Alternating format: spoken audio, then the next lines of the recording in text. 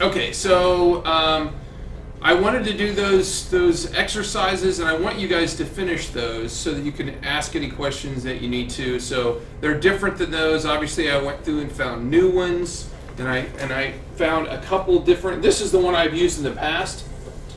Actually, this is the one I used to use, but it changed from what it was to a new one. It wasn't called Outer Vision. In fact, when I went to link, all of a sudden I was like, what am I doing here? So this is the one I used to use, but it changed. So I wanted to try the Cooler Master one, and I was looking for your guys' input on which one you guys thought was more user-friendly, or are they both exactly the same, and whether they came out with the same numbers.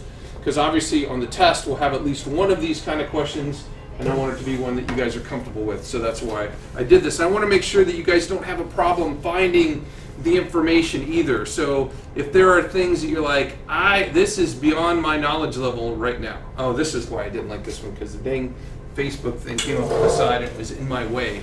I remember that now. Is there a way to get rid of these? I don't think so. What about up there? Look, little arrow. Oh, and by the way, when you go to print, if you go here, it doesn't work for you because it takes away all the Java stuff. So I don't know if you ever do that to print stuff, but you can't do that on a Java site. You guys ever do that? No. So if you're ever at a website and you're like, you want to use stuff, but you got all this crap around it, if you on Firefox, you've got this little button that allows you to just drop down to the text that was important to read, and not JavaScript stuff. But because that's the way the calculator is, you're stuck with it. So there's a little, if I see, it comes up, it does go way down there. So some of these things I think are pretty easy. We're going to talk more about the different brands of CPUs in Chapter 4. So 2 of yours were Intel processor ones, and 2 of them were AMD processor PCs. Most of this stuff is pretty easy. You don't need to know the make and model. You just kind of need to know what size the memory is that goes in there. The video card, same thing. There's 2 brands of video card, just like there's 2 brands of CPUs. You have to select that first in order to then get the drop down of the ones. Did you guys have any problems finding the video cards on this? No? Okay, good.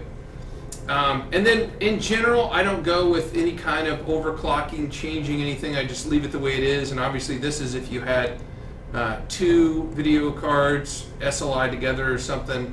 And then storage is pretty much straight, but just so you guys know, most of the time we're looking at these 3. They're SATA, and they're either 7,200, 10,000, or 5,400 RPM. Most of the time they're one of these 2, or they're SSDs. So it's pretty easy. I'm going to pick an SSD, or I'm going to pick the kind of SATA. We're not using SCSI. If you're using IDE, you need a time machine to go back about 10 years because you're using the wrong thing. And if you're using SAS, you're probably on a server like SCSI. Okay, IDE was the old way of connecting. We'll talk about that more in the hardware chapter. Really anymore, we're SATA and SSD on the hard drives. What's HDD? What? What's HDD? Hard disk drive? Oh, so it's not SATA then? What? Is that SATA then? No. All of these are hard disk drives. What do you mean? Oh, it just... Oh, you mean on the website? I would assume it's SATA. Yeah. If it just says HDD, which one are you looking at? Oh, on another No, one. so it's saying that it's a 7,200 RPM hard disk. Yeah, but another one's like this one. But like the first one, it just said HDD and that's it. What? Show me what you're talking about. Click faster. Okay. I'm just kidding. No, you're clicking so fast I couldn't even focus. Yeah, so I go down to like hard drive. Okay, so hard drive, it just says 1 terabyte hard drive. So it's giving you almost no information. So how much does it make a difference? I actually don't know on this, so it's going to be a SATA, and it's most likely going to be 7,200. That's kind of standard. 5,400 is a green slow drive. Whenever it says green, take that as slow. Okay, uses less power because it sucks. Okay, it's a third slower, so of course it's using less power. So I would say it's probably a 7,200. By the way, there's 15,000 RPM ones too. That one's not even a choice on here. I guess they're under SCSI. But anyway, so you can't just calculate with one thing, right? It'll say you can't do that. Okay, so I'm just kind of curious. So it says 63 if I use that one. And if I switch it to a 5400, how much of a difference does it even make on the calculator? 63 versus 63 makes no difference. So if you're guessing what speed, you're not going to guess wrong. Okay. And realistically, it probably makes a watt difference or something. But they say the green ones usually are the lower wattage power. Okay, so where are we at? Optical drives, that's pretty straightforward. Most of these are not going to have PCI Express cards, but it might have a TV tuner in it. It might have a higher end sound card in it that's not integrated, but most of the time, sound and Ethernet are integrated components on even the highest end PCs. Unless you're building a server, I suppose that if you're doing surround sound system, you might have some kind of a different high-end sound card, but most of those things the sound cards do can be done just as well right off the motherboard, and most motherboards have decent sound anymore unless you're going really, really low end anyway. And these were all entertainment / gaming PCs that I gave you anyway, so most of them probably wouldn't have a separate sound card in. We do have TV tuners in our cards here at school for all the teachers, but there's really nothing else. Then let's see, other devices, other plugged-in devices. I don't know how much an LED strip would actually add, whether you've got keyboard and mouse or whether it's gaming. And then you've got the fans that you'd have to look at. Now, just so you know, if you're looking at a picture, and this is so you guys know, if it doesn't list it, but you're looking at the picture of it, the difference between an 80 millimeter and a 120, I don't know where Mr. My fans. It cleans up on me, and well, I can show you off one of these, can I? Not that it's great, but let's see if I can get one down. Okay, so a 120 is this big. Okay, so if you see one that takes the whole back of the case up, it's a 120. Okay, if you see a littler one, a smaller one,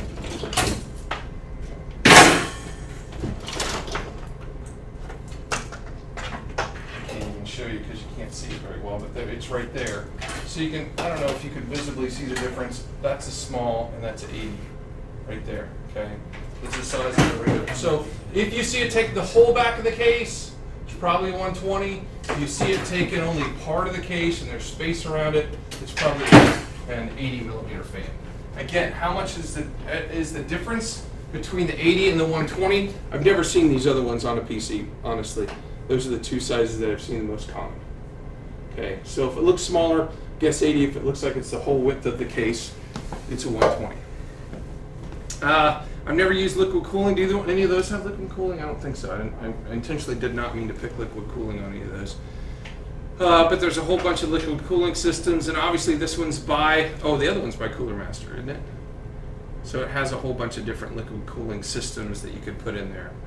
And then this really shouldn't change the wattage of the power supply at all. Okay? The only question I would have is whether they do that because they want it went up by 3 watts. Okay? Because this, how long it's on shouldn't change what the load is, but maybe they're saying because it's on longer, it's going to, I want a little bit more buffer. I'm not sure why they put that utilization on it. Okay, so I'm going to let you guys finish those when we're done. What I wanted to do today is talk about how projects work in this class. And this is an example of what the PowerPoint project will look like in every other section of this class. Okay, now this one you guys aren't doing. This one I'm kind of going through and showing you how they work, what the presentations look like. I'm going to model a presentation today to kind of give one to you so you can see. Each of you, when you do the presentation, have the same basic assignment, but you're going to do it. You're going to end up giving totally different presentations. Okay. So here's what the assignment looks like. All presentations will be uploaded by the due date.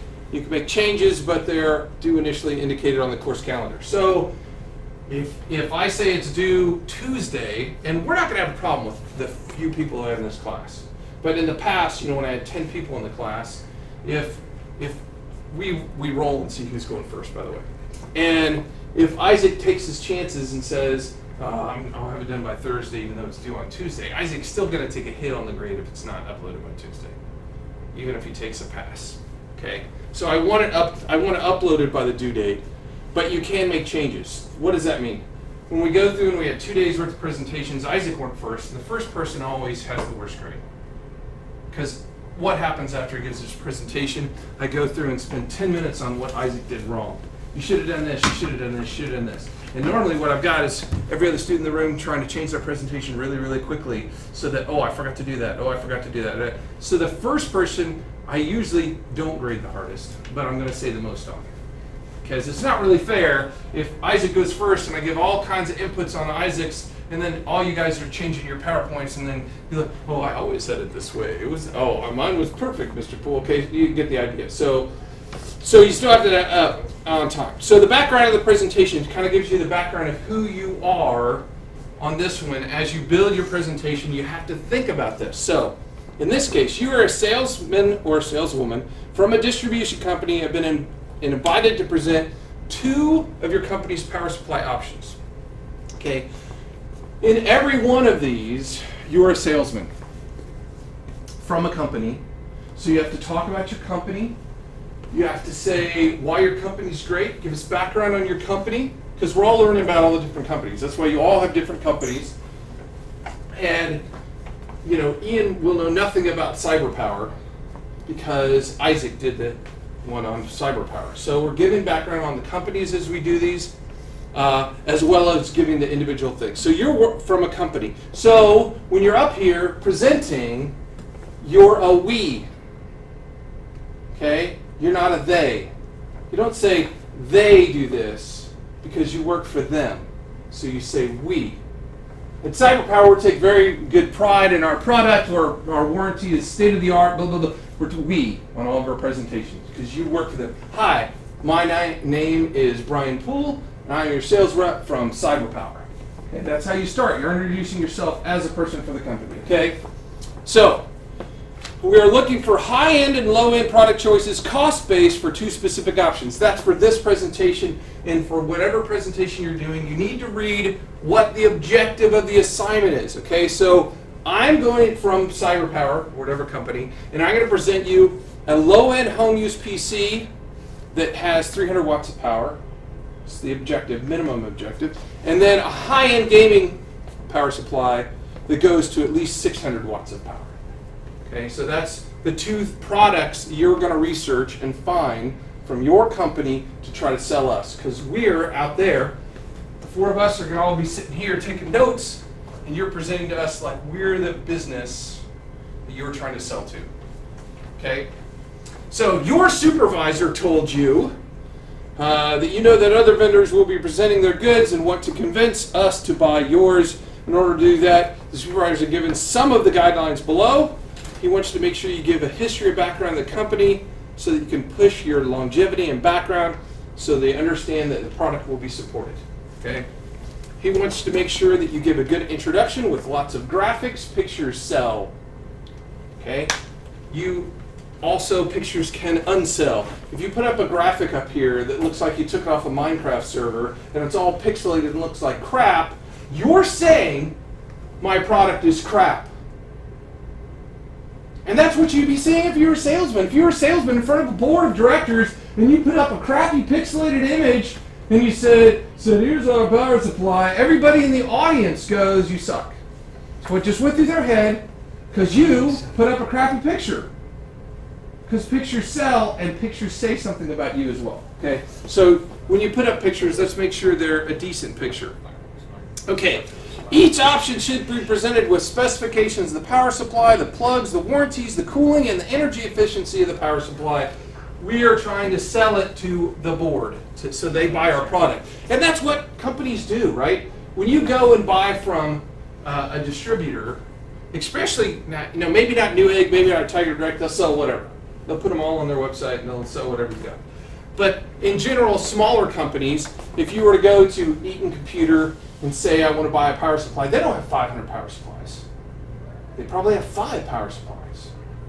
5 models of power supplies, because they've decided these are the 5 that fits our needs, or the 2. Because if I had a company in Eaton, Ohio, I probably don't sell a lot of power supplies. So I don't want to stock 500 different power supplies. I want to stock 2 or 3 that fit my customer base. Okay, so specifications define all the terms that apply for your presentation. You are not talking to a bunch of people in Computer 1. You're talking to a bunch of businessmen that you just can't say PSU and think they all know what you just said. So if you use an acronym, if you use a term that you had to look up during your research, then you should be telling us the term. Even if it's a note at the bottom of the PowerPoint slide. Note, PSU stands for, look down here. Okay, you don't have to say, by the way, everything that's on a PowerPoint presentation. In fact, you should never say everything that's on a PowerPoint presentation. PowerPoint presentations are visuals to back up what you're saying from your mouth. They are not something you stand and read like this. You know how many times I've gone to state presentations? Oh my gosh, they're the worst. Where you're in a room, and I have to go to one the Monday after next. You're in a room with 100 tech coordinators and a 50-inch screen, and here's the state tech coordinator staring at his own presentation, going like that with his back to you. He's on a mic so you can hear him. But it's obvious he doesn't even know what's on his presentation. You should never look like you don't know what's on your own presentation. Glancing at it's fine. Of course you can glance at it. Okay, but you shouldn't be reading from it. Okay, so if there are any advantages, disadvantages versus other options, why your product is better. We have better cooling, we have better warranties, whatever you find about that company. Okay, costs. Whenever you have costs, you have to have the actual price that you found online with a link to where you found it. You have to be able to click on the link and take us to the page. I will ask you to click on the link to take us to the page. Okay? Why? Because it'd be easy to say a number, but you have to back it up. Okay? So you have to be able to click on that link. So if you don't know how to do that from Computer 1, then you need to make sure you find out from another student, a classmate, me, whatever. Make sure you know how to open a link in PowerPoint. Okay? So it always has to have that. You should have a summary, and the last slide should be a works cited in MLA format. You say works cited, and should list every link that you went to do this research. Okay? General guidelines down at the bottom. You may know a lot about your subject. Assume that we don't know anything. Even though you're all doing PowerPoint projects on motherboards, we don't know AMD. 2 of you are going to do AMD, 2 of you are going to do Intel based. The 2 of you that do Intel are going to know anything about the AMD sockets, the 2 of you that do AMDs aren't going to know anything about the Intel sockets. You're teaching your other classmates. Which is why you have to take notes, because anything that Ian goes over is testable, period. Because why would I go over a 776 Intel socket when he just showed you 3 motherboards on it and went over it? Okay? So all the material that you present is testable material as well. Make your presentation easy to read, understand, and find information. If I'm back here and I can't read it from here, something's wrong. Black on red is not a good choice. Okay? There's always somebody who gets creative with colors. There's no girls in here, usually it's them. And it's not very readable. Okay? I say rainbow. And just because you can see it on there doesn't mean it's readable up here. So you have to think about that too. A lot of times people, when they make a mistake, it looks fine on my screen. Yeah, you're 1.5 feet from your screen. Okay? Well, how's it going to look when it projects? Handouts are optional, but you get extra credit if you have a handout that's done. In other words, first of all, the PowerPoint's primary. But if you're like, oh, I can make a really cool trifold handout and hand it out to the businessman in my thing, that's fine. You can do that. It's extra credit if it's done well. Requirements of all PowerPoints, you always have to have some kind of design template. You must have some kind of custom animations. I'm huge on slide transitions. I hate PowerPoints that don't have slide transitions. It takes 1 second to put slide transitions in a PowerPoint. 1 second, slide transition, apply to all, done. That's how long it takes. You can't do a slide transition, I take off points. You have to have the works cited, and at the end of any presentation, you should have a slide that says questions to remind yourself to say, does anyone have any questions? Okay, and everybody will get at least one question on theirs. Okay, so that's what the assignment looks like. Whenever I have assignment, I also have a rubric. So when you're building your project, number one, you should look at that. Number two, you should go through and take a look at the rubrics. Now, how do I do rubrics? I do rubrics different than most other teachers, okay? So here's the rubric. When you have your presentation, they're due on Tuesday, you have to have this printed out and graded when you turn it in. Okay, and graded. And here's what you guys are expected to do. You guys are expected to take a pencil. A pencil. I don't use pencil, you use pencil. Why? So I know what my grade is and what your grade is. I expect you to print this out. Let's see if I can get the little buttons to do what I want the buttons to do. There we go. And these are going to come up with a little toolbar. Or is that one the toolbar? There we go. Okay. Yay me. I expect you to go through with a pencil. I'll pretend black is pencil. And I expect you to go like this.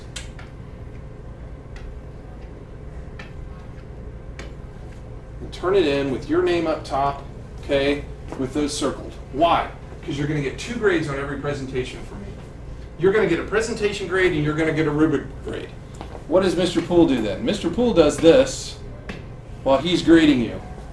He goes and he goes, okay, my grade is the one that counts on your PowerPoint, but you get a rubric grade. Okay, and here's how the rubric grade works. Each line is worth 2 points. If we get the same thing, you get 2 points. If I'm 1 off, you get 1 point. If you're 2 off, you get 0 points. Why, Mr. Poole? That doesn't make any sense to me. Why does this even matter? Because 2 things happen. If I make you grade it honestly, then either Ian honestly says and usually, I tell you what, if it's really close, sometimes I won't even take off a point for that. If I'm like, but the point is to make you read the rubric and grade yourself honestly. Have I ever had a student do this? Yes, I have. I've had a student who gave himself an F on their rubric when they turned it in. Now, they got an A on the rubric grade, but the rubric's not worth half as much. It's worth 1/4 as much as the PowerPoint itself. The point of this is to get you to read it and make the changes so that when Ian comes here and says, I gave some background information and the company is config, what didn't I do? I forgot to say the duration of my warranties, forgot to give maybe a company picture. Well, what's easier for Ian to do? Just to accept that I'm going to get a point off here? Or is it easier for Ian just to add that on the slide? The point is to try to get you to read the rubric, which many students never used to do until I started doing this, so that you go and fix it and then say, oh, I got 5 points now. And then Ian not only got another point here, but he also got 5 points on that item instead of 4 points. Okay? So every single project has a rubric. And every single time you're supposed to come in that day with it printed and graded so that you know what you think you should be getting on that. And as we look at the rubric, like down here, okay, on the PowerPoint, clearly explains all specifications and defines all elements. All information is accurate. Must cover cost. Okay, so here's the thing that I'm supposed to talk about to get a perfect point on the home power supply. I'm supposed to say that I explain the maximum power or the wattage, what the main connector type is, what motherboard plugs it takes, whether it's Intel or AMD, what other plugs there are, what the warranty and what the costs are. I have to cover that. And if you'll lose a point if you only cover 4 of 6. You lose 2 points if you only cover 3 of the 5. If you don't even cover 3 of 5 of those, it goes from 6 to 0. You didn't cover correct. Okay?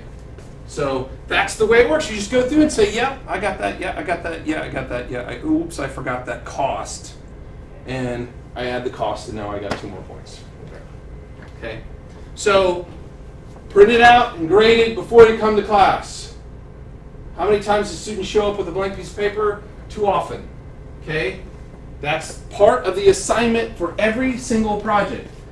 Every single project. I'm saying it now. It counts in 4th quarter too. every single project that has a rubric, you're supposed to walk in with your rubric printed out and graded. Yes. Are we doing this project? Yeah, it's due today. Okay. No. Well, I No, was confused. no, You were you're like- not. The whole idea is that chapter 3 is modeled product. Okay, in other words, I'm explaining to you how the assignments work so you know for chapter 4. I'm going to do the presentation so you can see one before you do one. You just got so realistic that I started to believe that we were actually doing Well, this. and I will tell you that almost every year someone's done this project.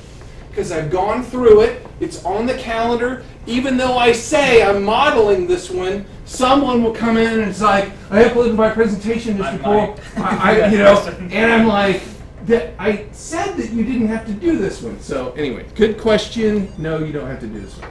I was getting stressed. So that's what these look like, okay? Every single one is like that. It goes through that. This one's a very short rubric, and then all of them have a PowerPoint section. Do you have slide transitions? Can I read the text? And is there bad writing? Okay?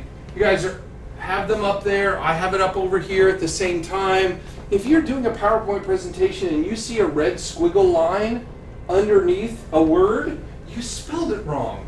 Why didn't you fix it before you came in front of us, okay? So 5 points is there are no errors. There should be no spelling errors. You should spelling check your own presentation, okay? You'll automatically go down to 4 points if there's any, okay? One of the things I want to talk about this PowerPoint section is you don't have to say everything that's on the screen. I've already said that. On PowerPoint, you shouldn't. If you don't know how to pronounce a word, for God's sake, don't say it. Okay? My company's headquarters in Tijuana. You know, is there such country as Tijuana? No. Taiwan. Okay, it's Taiwan. You don't know how to say Taiwan, then ask Isaac, how do you pronounce that word? Or ask me the day before, hey, I did my thing on my background, how do you say this word? But don't try it for the first time in front of us. Don't attempt a new word for the first time in front of us. You know, you can go to Google and it'll tell you how to pronounce the word most of the time. If you put it in there, it will say, you can hit it and say, Taiwan, Taiwan. And you go, okay, it's Taiwan. It's Taipei is another one that everybody pronounces wrong. Anyway, so make sure the first time you are looking at and saying your thing is not in our class. Okay, so all of them are going to have the assignment and the rubric. They should be closely connected. This is the verbiage on what I want you to think about as you do the presentation. This is the one I want you to recheck your presentation against before you come into class. And you're always going to have 2 to 3 days of class time to work on it. That doesn't mean that's all the time you need. It's called homework. Okay? I'm not going to give you 2 weeks to work on a PowerPoint knowing that Isaac can get it done in 3 days and he's sitting here watching YouTube videos the rest of the time, and Ian needs a couple extra days maybe. I'm not picking on you, Ian, when I say that. Okay, I'm just saying that we take different amount of time. I'm shooting for the average. If it takes you a couple days, if you have to work on it over the weekend, I expect you to do that. Okay, so what do the PowerPoints look like? This is not mine. This is an example of one that I did taking other students' names off of it. Just to kind of give you an example of what a PowerPoint project on this assignment might look like. Okay. Like good example or a bad example? What? Like, Some of these are going to be wrong. There's going to be good and bad points in this one. Okay. So you're going to start out. What company? I work for CoolMax. Okay. So remember, you work for CoolMax. So you're like, hi, my name is Brian Poole. I'm a company representative from CoolMax, and I'm here today to present you some options for what you guys requested. A little bit about CoolMax. We've been a PC power supply manufacturer since 1997. We're headquartered in Taiwan. We have manufacturing facilities both in Taiwan and in China. A little background of where that is. If you didn't know where those locations are, here's a map of where our company locations are in general. And side note, I like pictures of company headquarters. Okay? So if you go on the company website and you see a nice picture of their headquarters, it doesn't hurt for us to see what the company looks like. You're trying to sell us your company. Okay, so you asked us to give you 2 options. The first option was for a home PC with a minimum of 300 watts of power, and cost was the primary factor that you guys wanted me to look for, is to give you a low cost power supply. So what we're looking at today for power supply number 1 is a 300 watt power supply. It's called the Max Ex300.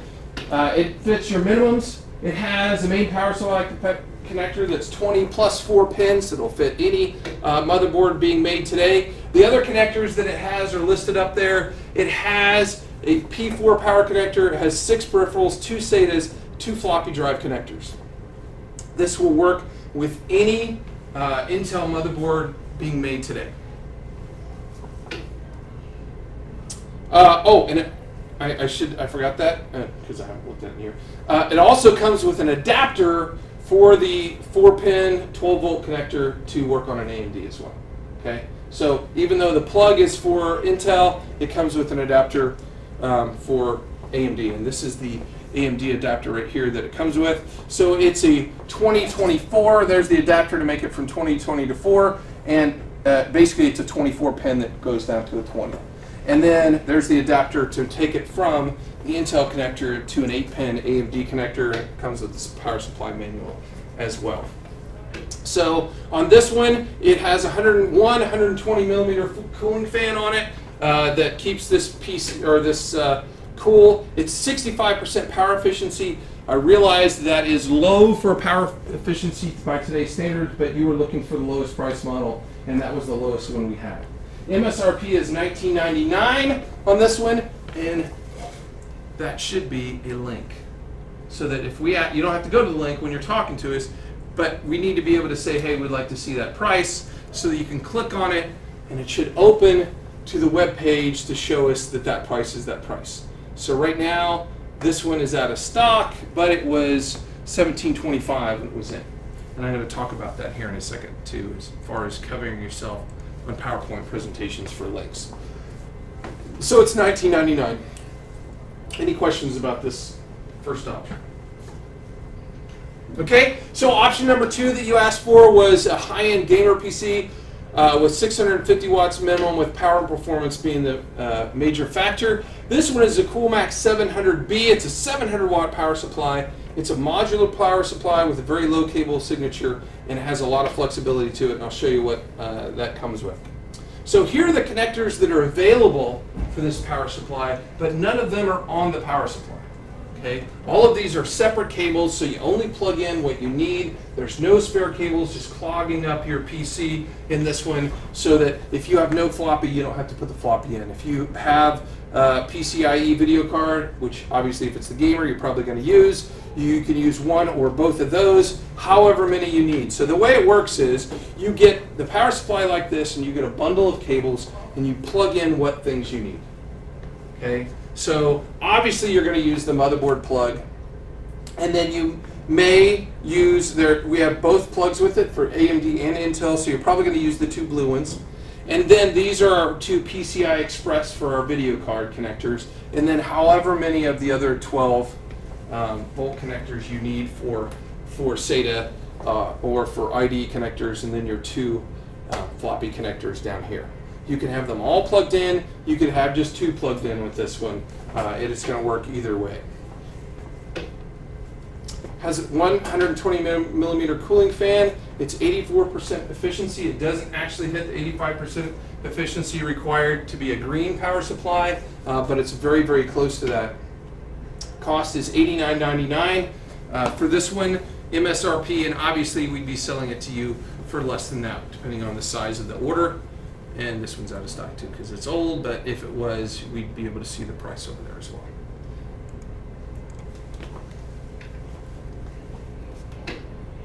In summary, both power supplies meet or exceed the requested specifications that you guys asked for. For more information on all of them, you can go to our company website at coolmaxusa.com. Does anybody have any questions? Okay, so is this a perfect one? No. What did I miss? Warranty. Warranty. I didn't talk warranty once. Okay, so there's no way this one would get full points because it required you to talk about all of them. What's the warranty on this Coolmax power supply? Who knows? Okay. Now, could I get to it if you guys were like, hey, I need to know the warranty on that one? Most likely, and that's why I want the links, is that if you don't have the information, we're going to ask you to find it anyway. And I might say, what's the warranty on that one? So you'd have to go there, go to the specifications. I feel like I'm shrunk in there. There we go. Okay, go to the specifications. I went to the wrong one. How did I? Oh, because I opened that and then I went to this one. Oh, there we go. Warranty and returns. Parts and labor, 3 years on this one. Okay, and go to the full product details. That's the Newegg warranties. The parts and labor is 3 years, which is good. I don't know what the actual one on Coolmax is based on that. Let's see if it says anything more down here.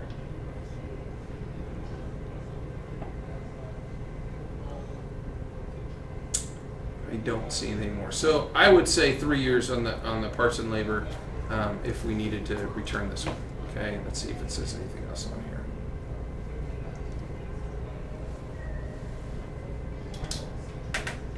No, I don't see anything else on that. Okay, so I didn't hit that on there, and then at the end I'm gonna say, hey, I need to see your MLA, which doesn't have to be part of the presentation. You should ask questions before we worry about the MLA. The MLA is just part of me wanting to know it as a teacher. Now, when you do your MLA, depending on how you use it, and I've got a little note down here that was done by EasyBib. There's a thing on EasyBib, if you use EasyBib, whether you want to include the website or not. It is not required by MLA to have the website page. It is required for every works cited in this class. This is a computer class. I want the links. Okay? Why? Because you guys are going to do presentations on motherboards, and sometimes I'm going to go, that was an awesome motherboard. I'm buying that motherboard for the school for my next server I build, or for my next whatever. I need the link. And I frequently do that. That you guys would do a presentation on one that I was like, that's perfect. That price is perfect. It's exactly what I wanted. And I'll go and buy it. In fact, the last set of servers that we did, all 4 of the servers were off of the motherboard was off of a presentation that somebody did. I didn't do their CPU or their memory, but I did the motherboard. Okay. So that's it for the presentation. And this was the last thing I was going to say. This goes for any time you guys are doing a presentation. If you have outside links that somebody asks you to go to, I'm still in the PowerPoint. I do a screen capture of the link that I used right then, and I put it into my power supply. So if Ian goes, you said it was $19.99, it says it's $29. I can go to the end of my PowerPoint and say, well, on the day that I took it, it was $19.99 because I did a screenshot of it. Okay? So I would always add those to the end. You can see the other ones here as well, I think.